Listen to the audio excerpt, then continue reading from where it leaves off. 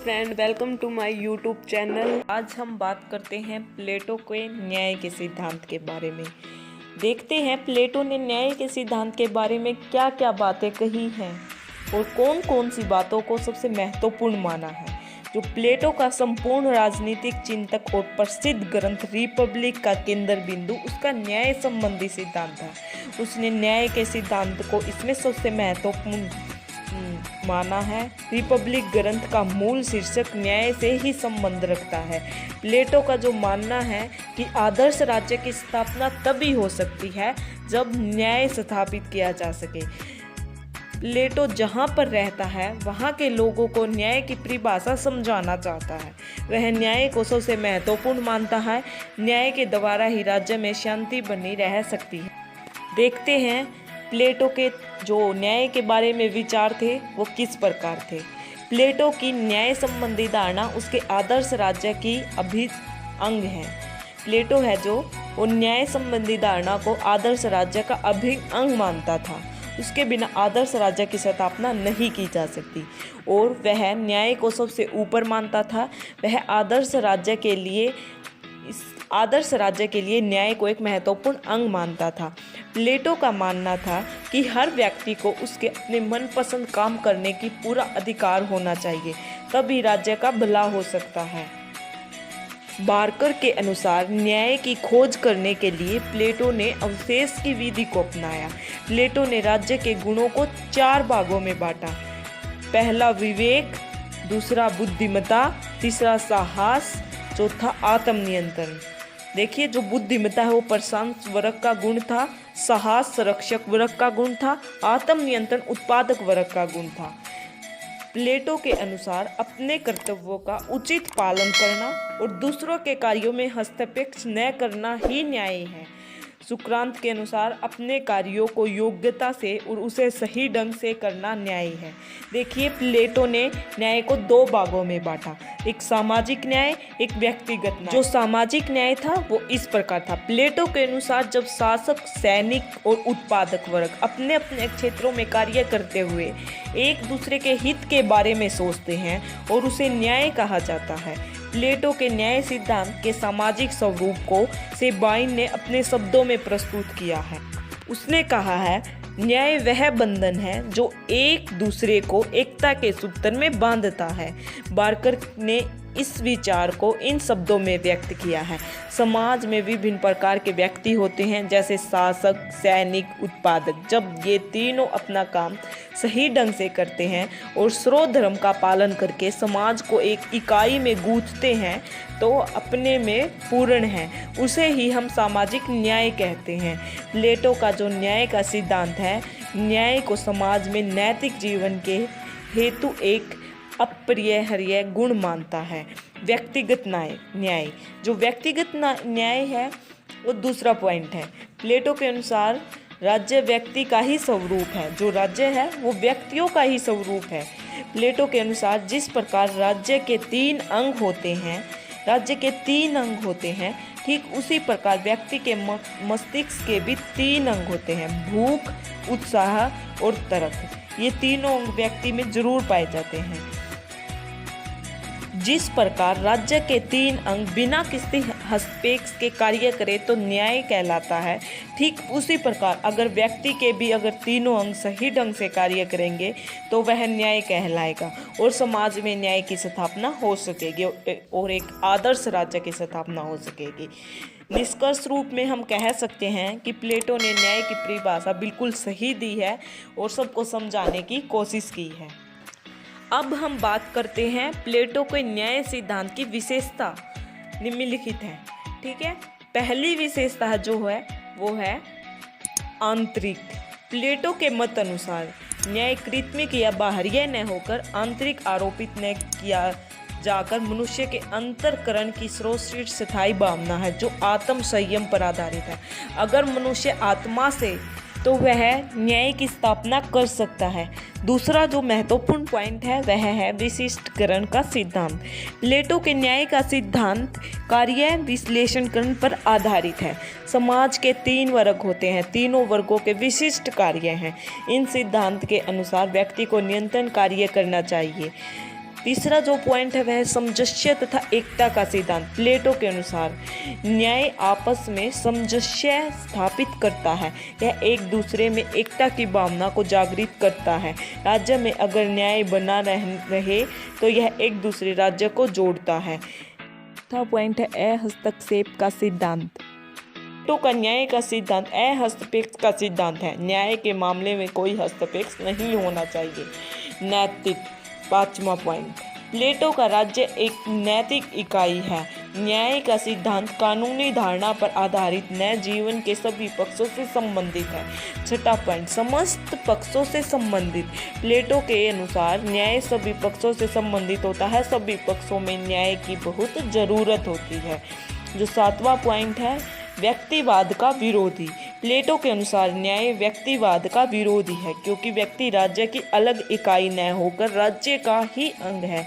यह उसका सिद्धांत न हो बल्कि उसका कर्तव्य होना चाहिए, तभी न्याय का सिद्धांत लागू किया जा सकता है। आठवां पॉइंट है दार्शनिक शासक। प्लेटो के अनुसार न्याय तभी संभव है जब राज्य में दार्शनिक शासक हो, उसमें सभी प्रकार के गुण हों, तभी उस राज्य में न्याय की स्थापना करके आदर्श राज्य की स्थापना की जा सकती है। नौवां पॉइंट, व्यवस्थित शिक्षा क्रम। प्लेटो के अनुसार न्याय की स्थापना के लिए शिक्षा भी सबसे महत्वपूर्ण है। जब राज्य में शिक्षा का प्रबंध हो, आदर्श राज्य की स्थापना होने से कोई नहीं रोक सकता है।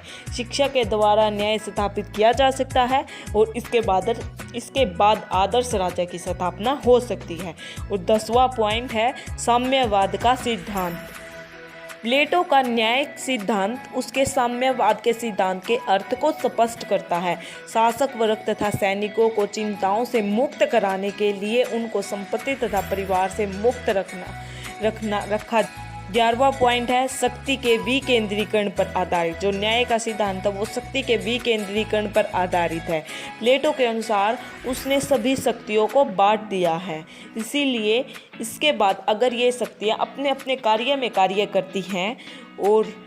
करती हैं तो न्याय का सिद्धांत हो सकता है। इसी प्रकार प्लेटो ने न्याय के सिद्धांत के बारे में बताया है और उसकी विशेषताओं को जागृत किया है। प्लेटो के अनुसार न्याय राज्य के लिए बहुत जरूरी है। न्याय के बिना आदर्श राज्य की स्थापना की कल्पना भी नहीं की जा सकती, इसीलिए न्याय आदर्श राज्य में होना ही चाहिए। इसके बाद हम बात करते हैं प्लेटो के न्याय सिद्धांत की आलोचना। कि प्लेटो ने जो न्याय का सिद्धांत दिया है उसके बारे में कई विद्वानों ने आलोचनाएं भी की हैं और इसे गलत भी बताया है। देखते हैं हम इसके बारे में क्या कहा गया है। प्लेटो के जो न्याय के सिद्धांत पर इतना जोर दिया है उसका महत्व ही नष्ट कर दिया है। प्लेटो के न्याय के सिद्धांत की आलोचना भी की है। कई आलोचकों ने तो इसे पृथक्करण की नीति कहा है। जो इसकी पहली आलोचना है वह है अपनी प्रकृति में बहुत निष्क्रिय। प्लेटो ने न्याय के सिद्धांत तो बताए हैं, लेकिन प्लेटो ने उनके कर्तव्य के बारे में कुछ नहीं कहा है। वह कर्तव्यों के बारे में मौन रहा है। प्लेटो ने न्याय के सिद्धांत में यह नहीं बताया है कि किसी भी व्यक्ति में अगर विवेक है तो उसे कैसे परखा जाए। दूसरा और महत्वपूर्ण पॉइंट है कर्तव्यों पर आधारित बल। कर्तव्यों पर अधिक बल। कर्तव्यों पर प्लेटो ने अधिक बल दिया है। ये कई विद्वानों का मानना है। ये आलोचना है प्लेटो के न्याय के सिद्धांत की। देखिए इसमें क्या कहा गया है। प्लेटो के न्याय के सिद्धांत में कर्तव्यों पर बल दिया गया है। इसमें प्लेटो कहता है कि व्यक्ति के प्रशिक्षण और योग्यता के अनुसार ही उसे महत्व देना चाहिए। प्लेटो ने रिपब्लिक में व्यक्ति पर अधिक कर्तव्यों पर बल दिया है। इसी प्रकार आलोचकों ने इसकी आलोचना की है। तीसरा पॉइंट है समाज को 3 वर्गों में बांटा गया है। आलोचकों ने कहा है कि समाज को 3 वर्गों में बांटना गलत है, क्योंकि इसे व्यक्ति वही कार्य करेगा जो उनके बुजुर्गों ने किया है। इस प्रकार तो उन पर कार्य थोप दिए गए हैं, वे खुलकर अपने कामों को नहीं कर सकते। इसीलिए इस सिद्धांत को 3 वर्गों में बांटना बिल्कुल गलत है। चौथा पॉइंट है मनोवैज्ञानिक। आलोचकों ने कहा है कि प्लेटो का जो न्याय का सिद्धांत है मनोवैज्ञानिक है। उसने शासक चलाने का काम केवल शासित वर्ग को ही दिया है। उसने मनुष्य को जानने में भूल की है। प्लेटो ने व्यक्ति की मानसिकता को सही ढंग से नहीं समझा है। अव्यावहारिक। प्लेटो का यह सिद्धांत काल्पनिक राज्य में तो लागू हो सकता है, लेकिन असली राज्य में इसे लागू नहीं किया जा सकता है, क्योंकि समाज को 3 वर्गों में बांटना बिल्कुल गलत है। यह ठीक नहीं है। यह अव्यावहारिक सिद्धांत है, निरंकुशवाद का प्रतीक। प्लेटो का जो न्याय का सिद्धांत है निरंकुशवाद का प्रतीक है। प्लेटो इस बात को भूल जाता है कि दार्शनिक शासक चाहे कितने भी नैतिक अथवा आध्यात्मिक क्यों न हो, लेकिन उनके हाथों में निरंकुश शक्ति तथा शासक का एक अधिकार उनको पूर्णतः भ्रष्टाचारी बना सकता है। 7वां पॉइंट है सामान्य जनता पर अविश्वास। प्लेटो ने जनता पर विश्वास न किया। उसने न्याय के सिद्धांत को इस प्रकार बनाया कि जनता अपने कार्यों में उलझी रहे और प्रशासनिक कार्यों में वह कोई ध्यान न दे, जो बिल्कुल गलत है। इसीलिए न्याय का जो सिद्धांत है आलोचना का ही पात्र है। 8वां पॉइंट है श्रमिकों को राजनीति से अलग रखना। प्लेटो का जो न्याय का सिद्धांत है इसीलिए भी आलोचना का पात्र बना कि उसने श्रमिकों को राजनीति से दूर रखा है। उसने कहा कि वे केवल आज्ञा पालन के लिए होते हैं। इसीलिए इस न्याय के सिद्धांत की आलोचकों ने आलोचना की है। न्याय का सिद्धांत अंतर्विरोधी है। 9वां पॉइंट न्याय का जो सिद्धांत है अंतर्विरोधी कहा गया है, क्योंकि प्लेटो ने समाज को 3 वर्गों में बांट दिया गया है और वह यह कहा है कि वे अपने अपने कार्यों में ध्यान दें और प्रशासनिक कार्यों की ओर ध्यान न दें। यह अंतर्विरोधी कानून की समस्त अवधारणा को ही नष्ट कर देता है। अनुभव का कोई महत्व नहीं।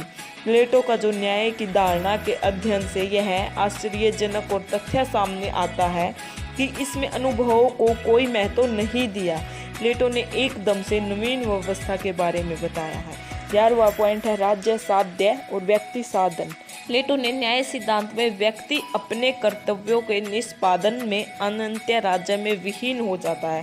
व्यक्ति राज्य के लिए एकदम साधन रह जाता है। 12वां पॉइंट परिवार और संपत्ति का साम्यवाद अनुचित। प्लेटो की न्याय की जो धारणा है शासक वर्ग और सैनिक वर्ग को परिवार तथा संपत्ति से विचलित रखता है। कहा जाता है कि 20वीं शताब्दी का साम्यवाद भी इतना ही कठिन रहा है और इसके बाद हम निष्कर्ष निकाल सकते हैं कि इसी प्रकार प्लेटो के सिद्धांत में अगर अच्छाई है तो बुराई भी बहुत अधिक है। इस प्रकार प्लेटो के सिद्धांत की आलोचना की गई है। थैंक यू सो मच हमारी वीडियो देखने के लिए। मैं आशा करती हूँ कि आपको समझ आ गया होगा। Thank you.